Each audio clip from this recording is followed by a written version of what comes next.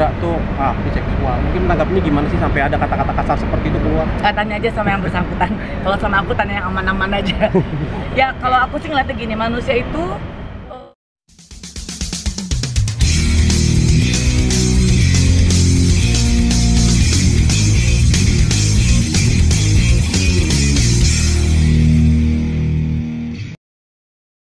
Tidak disetujui ibu mertuanya teh. Mungkin aku nggak tahu kalau soal itu. Maksudnya bukan nggak tahu dalam hal apa ya.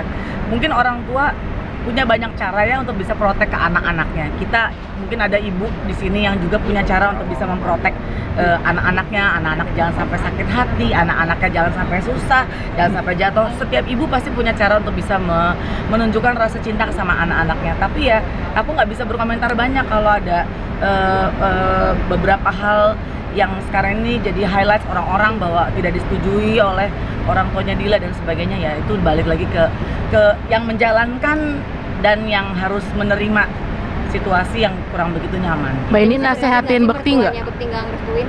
Kenapa? Rujuk sempet kaget nggak mertua Bekti nggak ngerti rujuk? Bukan masalah kaget atau enggak ya, cuman ya surprise-nya adalah banyak hal yang terlalu banyak dibeberkan aja gitu di luar sana.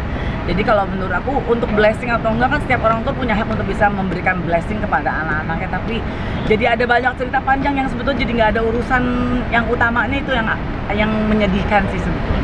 Mbak, ini sempat nasehatin Bekti nggak sih ketika mau rujuk ini lagi? Aku nggak perlu nasehatin karena mereka sebetulnya kan bukan nasihat yang mereka perlukan, tapi adalah perlu berpikir ulang gitu istilahnya, bahwa toh nasihat aku kan juga sebetulnya nggak terlalu berpengaruh besar ya sama Bekti karena aku juga bukan orang tuanya Bekti. Paling aku cuma gini, pikir baik-baik ya, ini tuh bukan mainan loh, bukan lo pacaran putus balik lagi gitu.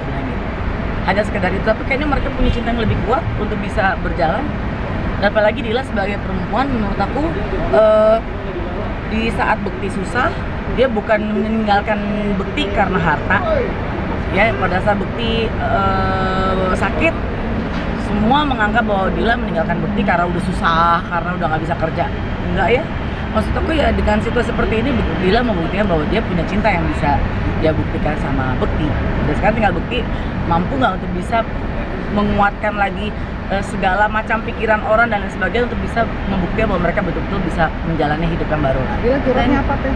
Hah? Dia sering curhat nggak, curhat sama teh Dilanya? Curhatnya apa, kan katanya sering curhat. Ya kan nggak perlu harus aku ceritain semua. Curhatnya paling seputar ya pada saat yang tadi seperti aku udah bilang bahwa pada saat mereka udah bercerai pun setiap ada kunjungan ke rumah sakit Dila suka telepon, teh aku pengen nemenin Mas Bekti. Jadi di situ aku juga bisa nilai bahwa sebetulnya Dila memang masih pengen terus deket sama Bekti gitu loh. Dan kalau mertuanya Bekti juga sempat mertua katanya guna segala macam tuh, teteh percaya nggak sih? Aku nggak mau tahu. Karena buat aku hari gini ngapain lu sih melihat dari hal yang kita kan hidup di dunia yang nyata ya sekarang, ya udahlah gitu, kita punya kehidupan, punya sang pencipta, ya udah kenapa kita nggak yang benarnya aja sih.